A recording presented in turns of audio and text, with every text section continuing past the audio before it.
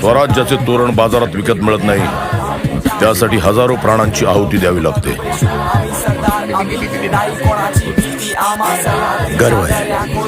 गर्व आहे मी मराठी असल्याचा.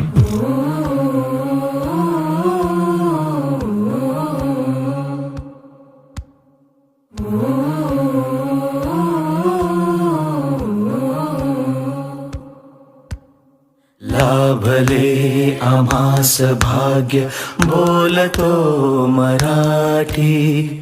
जाहलो खरेच धन्य ऐकतो मराठी.